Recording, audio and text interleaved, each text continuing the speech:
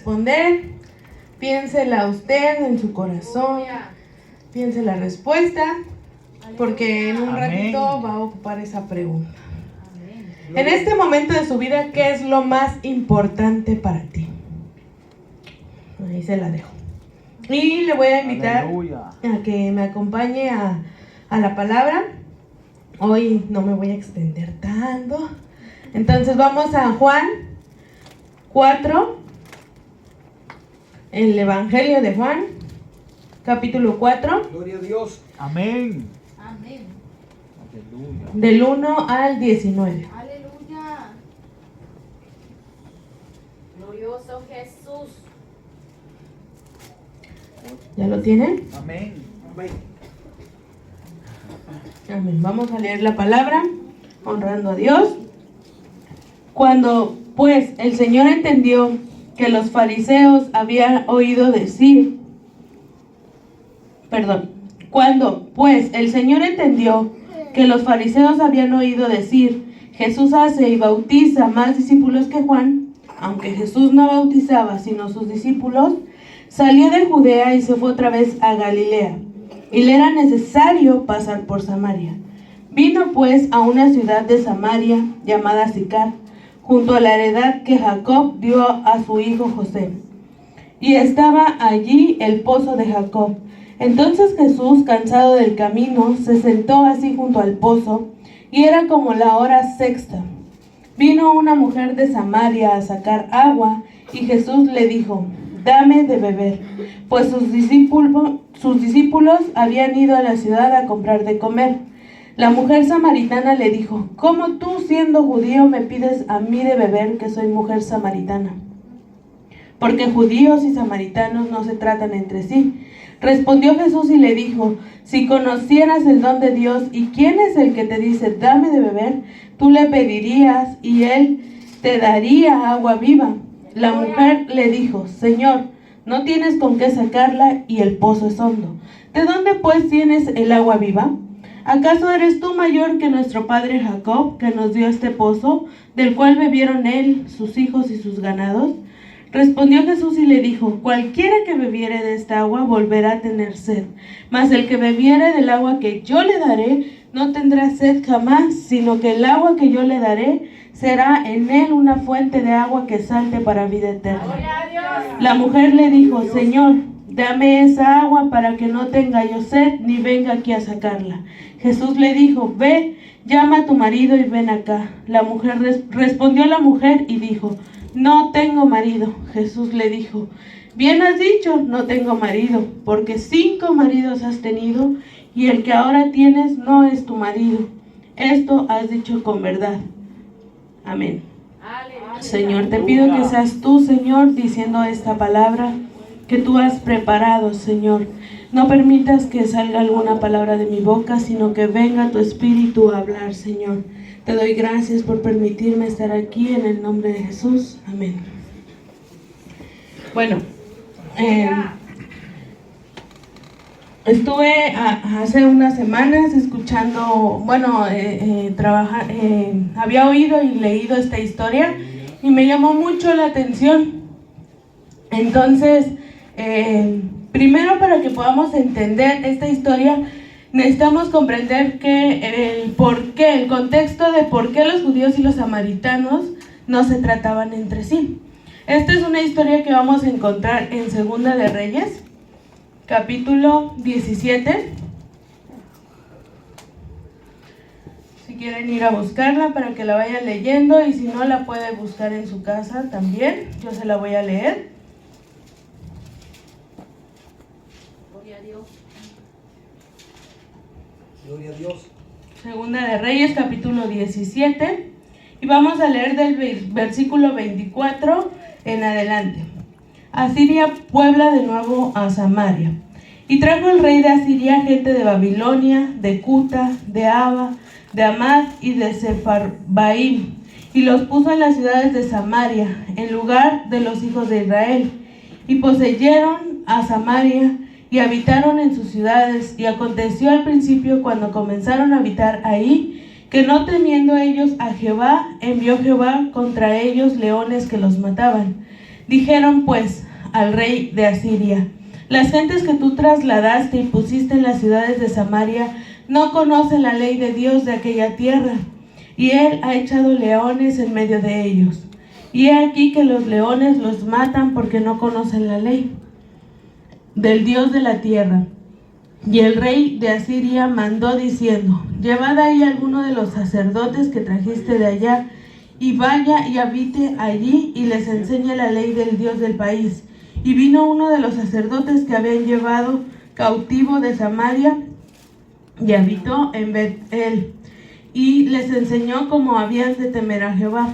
Pero cada nación se hizo sus dioses y pusieron en los templos de los lugares altos que habían hecho los de Samaria, cada nación en su ciudad donde habitaba.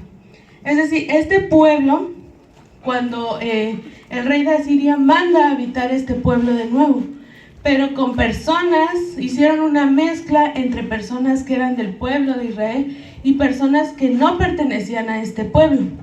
Entonces ellos no conocían la ley de Dios. Mandan aún así a un sacerdote a que les enseñara esta ley. Sin embargo, pues por la dureza de sus corazones, ¿verdad? Ellos no solamente se dedicaban a adorar a Dios, sino que adoraban a otros dioses. Más adelante en el versículo 41 dice: así temieron a Jehová aquellas gentes, al mismo tiempo sirvieron a sus ídolos. Entonces, ellos creían que adoraban a Dios, pero tenían ídolos. Ellos adoraban a otros dioses. Cada nación hizo su propio Dios y los adoraban juntamente con Dios. Entonces, imagínense, yo creo que en este mundo, en esta realidad, ¿cuántas veces no vemos eso? Gente que cree que adora a Dios, ¿no? Pero tienen sus ídolos. Incluso dentro del cristianismo hay personas, o habemos a veces, porque sigo siendo pecadora, sigo viviendo en carne, ¿verdad? Que a veces adoramos a Dios, pero seguimos teniendo esas cosas que ponemos primero que a Dios. Entonces, ese es el contexto. Los samaritanos se opusieron para que los judíos volvieran a hacer el templo, para la reconstrucción del templo. Fueron sus principales enemigos en esto, sus opositores. Nehemías narra en el capítulo 4 que tenían hombres edificando. La mitad de los hombres edificaban y la otra mitad estaban con lanzas, con corazas, con armamento para atacar, para cuando los samaritanos los vinieran a atacar. Entonces, este es el contexto por el cual los samaritanos y los judíos no se llevaban. Recordemos que los judíos buscaban adorar a Dios y trataban de no contaminarse con otras cosas. Llegaron a un punto extremo, claramente, pero esa fue la cuestión con ellos. Ellos no querían mezclar la adoración a Dios con la adoración a otros dioses. Entonces ellos los veían como inmundos, como paganos, como ahora decimos los mundanos, ¿no? Digamos que son los samaritanos, son como los mundanos de nuestros tiempos, ¿no? Entonces, este país era un lugar pagano, idólatra, y creían adorar a Dios, pero pues no lo adoraban.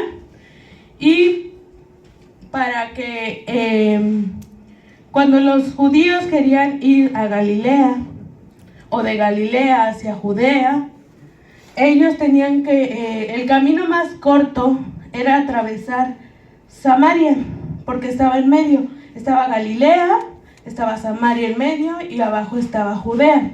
Entonces el camino más recto era caminar por Samaria. Pero los judíos, con tal de no contaminarse, de no mezclarse con los samaritanos, ellos rodeaban Samaria para no pasar por ahí, ya sea por el río Jordán o ya sea por la costa del mar Mediterráneo. Entonces estos hombres, los judíos, no se mezclaban con ellos. Por eso cuando leemos aquí en Juan, que dice que a Jesús le era necesario pasar por Samaria, llama la atención, porque ningún judío quería atravesar Samaria, aunque fuera más corto, más rápido y menos desgastante, nadie quería pasar por ahí. Y entonces aquí es la pregunta, ¿cuál era la necesidad de Dios encarnado en Jesús pasar por Samaria? ¿Cuál era esa necesidad? Y me puse a pensar en algunas posibilidades, ¿verdad? Y una de ellas es que era el camino más corto, podía llegar más rápido a Galilea. Pero pues eso se cae más adelante cuando dice que se quedó ahí 2 días con los samaritanos. Entonces no era para simplemente pasar más rápido y llegar más rápido. También otra cosa que podríamos decir es porque como los fariseos ya se habían enterado de que Jesús bautizaba y todo eso que leímos al inicio, pues no quería que lo alcanzaran, ¿no? Pero pues yo no veo aquí un Jesús que tuviera miedo. Si hubiera sido necesario, él se hubiera enfrentado a ellos. Entonces yo creo que aquí Dios tenía un plan para los samaritanos y lo cumple a través de una mujer, de una samaritana. Entonces vamos a ver el encuentro con esta mujer. En el versículo 7 dice que estaba Jesús, en el 6 dice que estaba ahí Jesús y vino la samaritana. Y entonces cuando vino la samaritana, Jesús le dice, dame de beber. Y entonces imagínense un judío hablándole a un samaritano, con los que no se mezclaban, que eran unos paganos, mundanos, idólatras. Todo eso, Jesús mismo, siendo Dios, hablándole a alguien así, un judío aparte de todo. Y aparte era una mujer. Los rabinos no podían hablarle a las mujeres, ni aún a su propia esposa. Si se la encontraban por la calle, se pasaban de largo. Hagan de cuenta que yo me encuentro a mi esposo ahí trabajando y lo quiero saludar y él se sigue derecho, porque no podían hablar con las mujeres, estaba prohibido.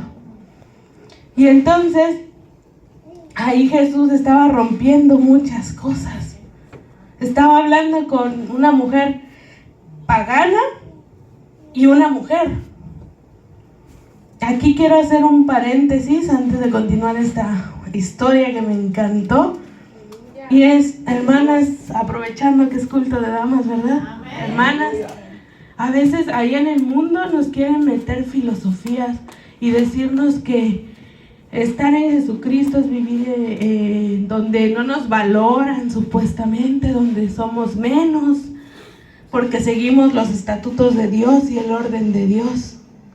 Pero ¿qué cree? Que Jesucristo fue el que le dio el valor a las mujeres. La mujer perdió todo cuando pecó con Adán. Cuando Adán y Eva pecaron, la mujer junto con Adán pierde todo. Y Dios, les dice que su deseo será para su marido, pero él se enseñoreará de ella. Ahí no estaba queriendo decir tú desearás tanto a tu marido, no. Estaba diciendo tú vas a querer controlar a tu marido. ¿Cuánto no vemos en la filosofía del mundo que las mujeres se levantan porque quieren controlar al varón? Entonces no es ese el plan de Dios, y el que nos da el valor es Jesucristo. Si usted quiere estar feliz en un matrimonio sano, tenemos que estar en Jesucristo, siguiendo el orden que Jesucristo nos estableció. Qué bonito es encontrarse un esposo que nos ame, que nos respete, que nos valore. Un hombre que ame a Dios, ¿no? Es muy hermoso. Jovencitas, aquí hay jovencitas, niñas, siempre recuerden que el valor se los va a dar Jesucristo. Nadie más, nadie. En el mundo se sufre, se llora, te rompen el corazón, acaban contigo. En Jesucristo no. Jesucristo es el que nos dio ese amor. Entonces, valorémoslo. Cierro paréntesis. Aleluya. Y entonces vemos a Jesús hablando con una mujer y una mujer samaritana. Rompió todo paradigma, como siempre Jesús rompiendo todo, ¿verdad? Entonces se encuentra con una mujer llena de pecado. Llena de pecado. Vamos al versículo 16 y le dice, él le habla del agua de vida y que ella pensando en el agua literal. Y le dice, Jesús, la mujer le dijo, Señor, dame de esa agua para que no tenga yo sed ni venga aquí a sacarla. Y Jesús que le dijo, ve y llama a tu marido. Y se encuentra con que pues no tenía marido, ya había tenido 5 y estaba con uno que ya no era su marido. O sea, había pasado por 6 hombres y el que estaba con el que estaba ya no era su marido. Entonces estaba ella viviendo en pecado.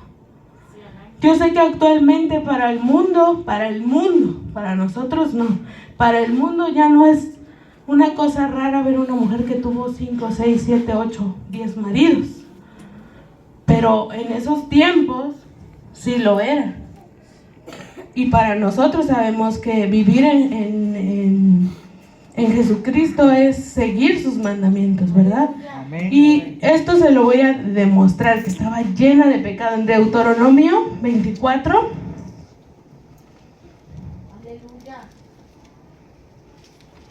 Vamos a ver qué Dios decía sobre el matrimonio. Aleluya. Del 1 al 4. Cuando alguno tomare mujer y se casare con ella, si no le agradare por haber hallado en ella cosa indecente, le escribirá carta de divorcio y se la entregará en su mano y la despedirá de su casa. Y salida de su casa podrá ir y casarse con otro hombre. Pero si la aborreciere este último y le escribiere carta de divorcio y se la entregare en su mano y la despidiere de su casa, o si hubiera muerto el postrer hombre que la tomó por mujer, no podrá su primer marido que la despidió volverla a tomar para que sea su mujer, después de que fue envilecida, porque es abominación delante de Jehová. Y no has de pervertir la tierra que Jehová tu Dios te da por heredad. Aquí está hablando sobre el divorcio. Una carta de divorcio se le podía dar a una mujer, se le encontraba cosa indecente, como alguna fornicación o cosa así. Sin embargo, pues ya se les daba carta de divorcio a las mujeres por cualquier motivo. ¿Por qué? Hasta incluso estuve escuchando algunas historias de algunos predicadores que narraban que incluso porque no les gustaba la comida que había preparado la mujer, se les daba carta de divorcio por cualquier cosa. Y Jesús habla sobre esto en Marcos 10. Aleluya. Jesús enseña sobre el divorcio. A ver qué tal, qué nos dice Jesús. Dice, levantándose de ahí vino a la región de Judea y al otro lado del Jordán, y volvió al pueblo a juntarse a él, y de nuevo les enseñaba como solía. Y se acercaron los fariseos y le preguntaron, para tentarle, si era lícito al marido repudiar a su mujer. Él, respondiendo, les dijo, ¿qué os mandó Moisés? Ellos dijeron, Moisés permitió dar carta de divorcio y repudiarla. Y respondiendo Jesús les dijo, por la dureza de vuestro corazón os escribió este mandamiento, pero al principio de la creación varón y hembra los hizo Dios. Por esto dejará el hombre a su padre y a su madre, y se unirá a su mujer, y los dos serán una sola carne. Así que no son ya más dos, sino uno. Por tanto, lo que Dios juntó, no lo separe el hombre.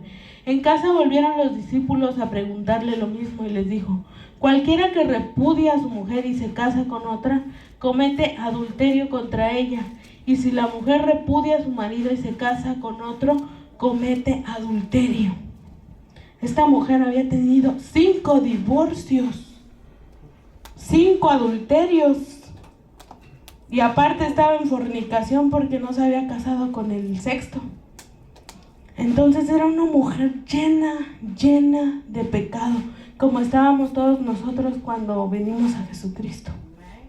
Así estábamos nosotros, llenos de pecado, aparte paganos, ¿verdad? Así estábamos.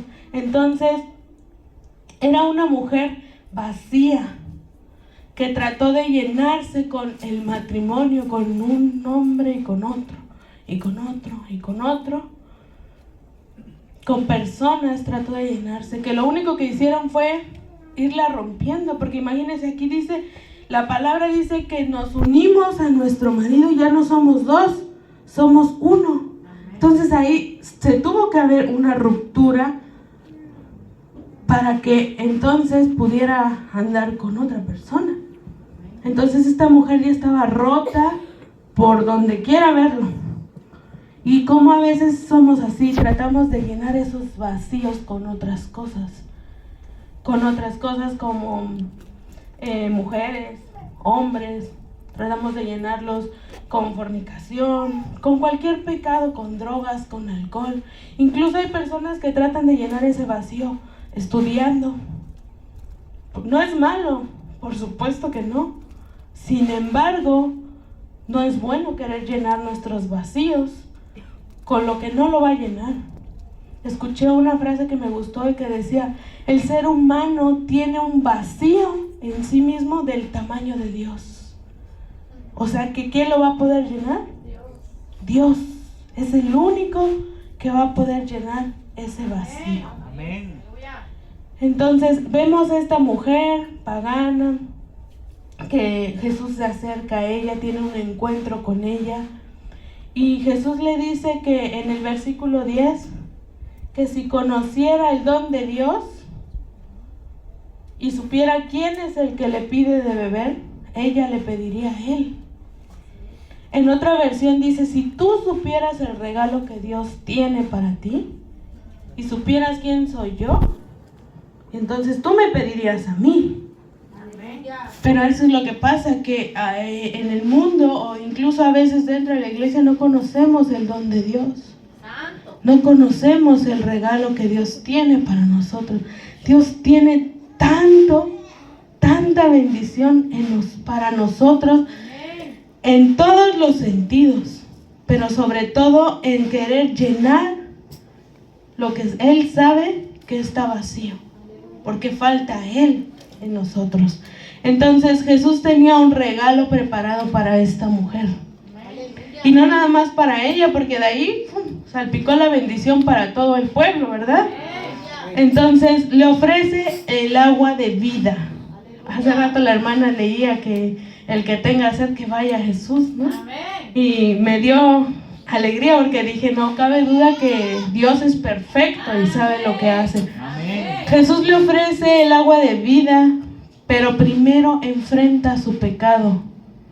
Porque Él le dice y le habla del agua de vida y ella se interesa, a lo mejor no por lo espiritual, sino por lo carnal, pero se interesa, ¿no? Dios a veces nos llama no por cosas muy espirituales, sino a veces un poquito para que vayamos dando pasitos hasta que encontremos eso que Él nos quiere dar. Entonces, lo primero que hace le dice, ve y llama a tu marido. Imagínese que usted está platicando con alguien y le pide algo y de pronto dice, ve, llama a tu marido primero. Y usted se sorprende, ¿no? Pues, ¿qué le importa? Pues es aquí entre nosotros que estamos hablando. Pero es porque Jesús conocía a esta mujer. Ella lo sabía. Él sabía más bien lo que esta mujer tenía. Entonces ella le dice, yo me la imagino así como torciendo los ojos, así de que me está preguntando, ¿no? Porque se nota en su respuesta el no tengo marido bien seco, bien cortante, así como muy incómodo. Y dicen, exacto, no tienes marido. Has tenido 5 y el que tienes no es tu marido. Entonces ahí está enfrentando Jesús el pecado de esta mujer. Le está diciendo, estás así por tu pecado. Y le habla sobre Acuérdense que antes le dice que Él le puede dar agua viva, pero no puede haber esa agua viva si nosotros seguimos sucios. Entonces la enfrenta con ese pecado primero, y quiero que me acompañe a Jeremías 2. Aleluya. Aleluya. Capítulo 13. Gloria a Dios. Aleluya. Gloria a Jesús. Dice lo siguiente: porque dos males ha hecho mi pueblo. Me dejaron a mí, fuente de agua viva, y cavaron para sí cisternas, cisternas rotas que no retienen agua. A veces vamos por el mundo, por la vida, caminando sin Jesús, o haciéndolo a un lado, aunque ya lo conozcamos, cavando estas cisternas rotas que no retienen el agua. O sea, buscando cualquier cosa para llenarnos. Pero, ¿qué pasa? Cuando esta simbología del pozo, esta mujer iba al pozo, tenía que sacarlo, era literal, pero podemos ver una simbología ahí, y es el pecado. Cuando uno va a sacar el pecado, se sacia por un momento y después necesita más. Y entonces otra vez va y saca, va y toma de ese pecado, y vuelve a necesitar y vuelve a tener sed. Entonces también esta cisterna, porque tenemos cisternas rotas, entonces aunque usted le eche pecado, eso se va a ir y se va a necesitar más y más y más y más. Entonces esto Jesús lo hace para que ella se diera cuenta de su cisterna rota, de que solamente bebía cosas que no eran convenientes para ella. No podemos llenarnos con nada. ¿Y se acuerda que le hizo una pregunta? ¿Qué es lo más importante en este momento en tu vida? Gloria a Dios por los que contestaron que Dios. Pero póngase a pensar en lo que usted pensó. Si pensó primero en sus hijos, en su esposo, en cualquier cosa, en su trabajo, en el problema, en lo que sea. Porque esa puede ser su cisterna rota. Porque usted no se va a llenar en sus hijos, ni en su esposo, ni en los amigos, ni en el pecado, ni en la familia, ni en nada. En nada. En lo único que nos vamos a llenar es en Jesucristo. Eso es lo único. Usted puede amar mucho a sus hijos, mucho a su esposo, mucho a lo que sea, pero lo más importante en nuestra vida es Jesucristo. Y entonces aquí Jesús se muestra como el agua de vida. Él da el agua de vida, Él es el agua de vida. Amén. El agua de un pozo es una agua que fácilmente se va a contaminar. ¿Por qué? Porque si le cae lodo, pues así se la tienen que tomar. Si le cae tierra, si le caen piedras, si le cae un animal muerto, esa agua está contaminada. ¿Por qué? Porque no fluye, está ahí estancada. No se mueve esa agua. Entonces esa agua del pozo es agua sucia. Pero Jesús dice que Él dará agua viva. Y cuando se refiere a agua viva, imagínese un río. Un río no está estancado. Un río va naciendo todo el tiempo, le va naciendo agua nueva y va fluyendo, fluyendo, fluyendo. Y hace un camino. Entonces esa es el agua que Jesús da, un agua viva, un agua que no se contamina, un agua pura, un agua limpia, una agua que realmente le va a dar vida. Aleluya. ¿Por qué? Porque Él es la peña de Oreb. Vámonos a Éxodo 17. Capítulo 17, versículo 5. Aleluya. Y dijo Jehová a Moisés: pasa delante del pueblo y toma contigo de los ancianos de Israel, y toma también en tu mano tu vara con que golpeaste el río, y ve. He aquí que yo estaré delante de ti, allí sobre la peña de Oreb, y golpearás la peña, y saldrá de ella aguas, y beberá el pueblo. Este es Jesucristo. Amén. La peña que golpeamos para que pudiera salir esa agua que nos hace. Acuérdense que Jesús fue golpeado, que fue llevado a una cruz para que nos diera agua. Él murió con sed, pero nos llena a nosotros de agua viva. Ese es Jesucristo que nos llena de agua de vida. Qué maravilloso es Dios, de verdad. Qué bonito es Jesús. Gloria a Dios. Dice en Mateo 5:6, Jesús nos dice lo siguiente. Si alguien lo encuentra, lo puede leer. Gloria a Jesús. Aleluya. Ya les gané, hermanos.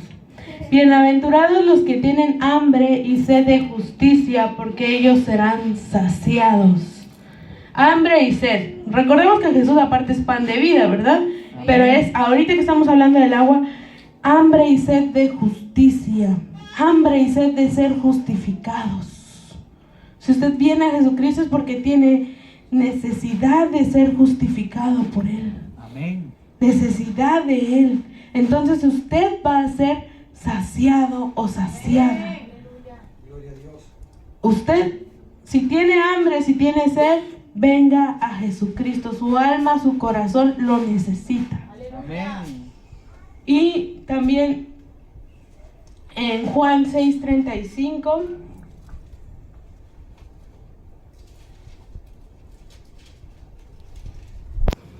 dice lo siguiente.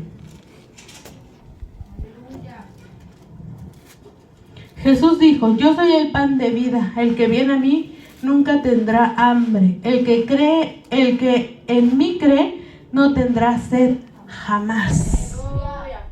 Jamás vamos a tener sed, vamos a ser llenos, saciados. Como le decía, tenemos un vacío en nuestra vida, en nuestro corazón, del tamaño de Dios, que solo Dios puede llenar, que solo Dios puede saciar. Amén. Esa necesidad. Cuando nosotros tomamos, a ver, le voy a poner un ejemplo. Cuando usted tiene sed, ¿qué es lo que toma? Agua. Pero imagínese que en vez de tomar agua, nos fuéramos a comer una cucharada de sal. ¿Qué va a pasar? Aparte de que le va a dar un montón de asco, le va a dar más sed. Porque la sal seca la garganta. Así es el pecado.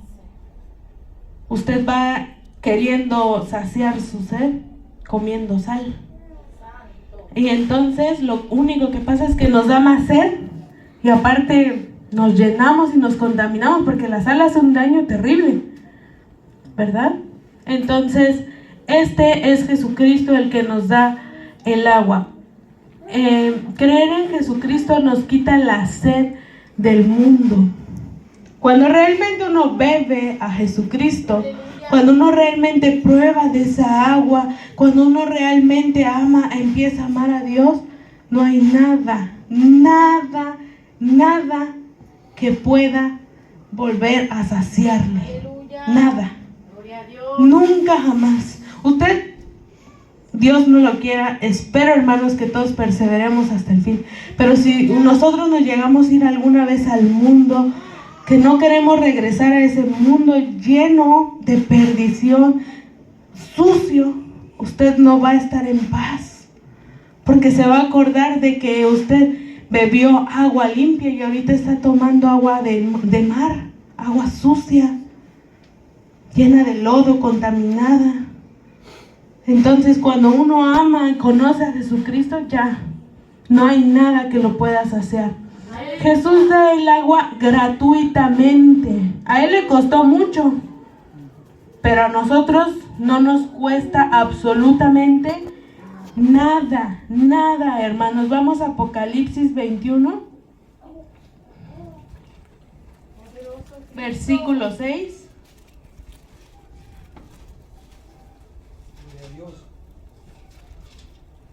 Y dice lo siguiente.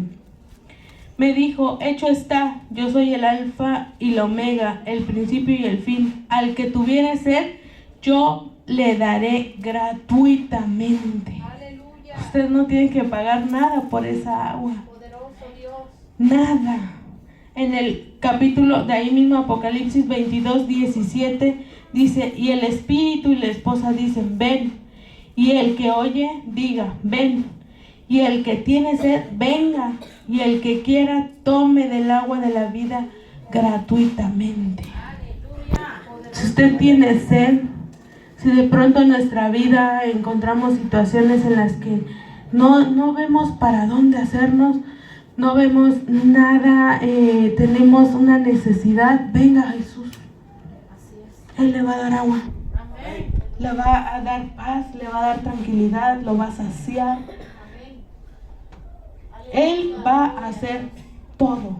Precioso Cristo. Y ahora, regresando a la mujer samaritana, vemos una historia muy feliz. Esta mujer escucha a Jesús, le dice, ¿será que tú eres el Cristo? Y entonces, primero le dice, me parece que eres profeta.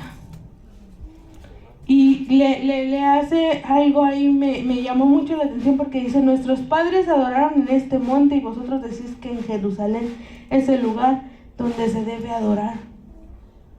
Como le decía, era una mujer que vivía en un pueblo idólatra, que no sabían otra cosa que adorar donde sus padres les enseñaron.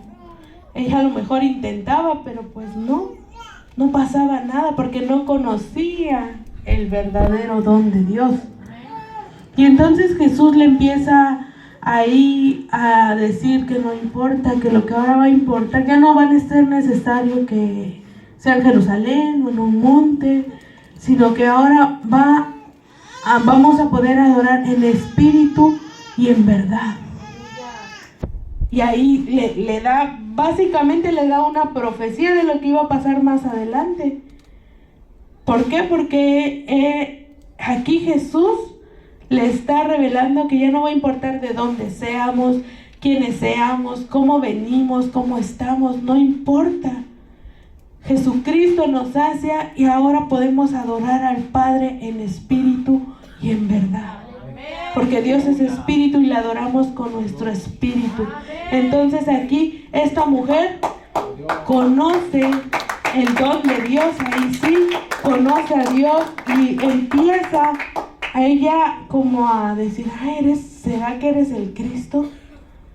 Y veía un video dramatizado de esta parte de la Biblia y sacan a esta mujer que ese era tanto su gozo, su alegría, fue saciada porque creyó en Jesús, porque dice la palabra que el que cree en Jesucristo, ¿verdad? Entonces ella creyó en Él y fue saciada. Y entonces, ¿qué es lo que sucede? Que esta mujer deja el cántaro. Ya no le importó el agua sucia que estaba en el pozo. Deja el cántaro y se va corriendo, pero corriendo a dar las buenas nuevas a los demás. Es una mujer que fue con las palabras de Jesucristo enfrentada con su pecado, pero fue saciada de esa agua, fue consolada, fue una mujer que había vivido rechazo, porque aparte iba ella a recoger agua como a la hora sexta, que eran como las 12 del día, cuando el sol está fuerte, con tal de no mezclarse con la gente que a lo mejor ya se burlaba de ella por toda la situación de ella. Y encuentra un hombre judío que no la rechaza.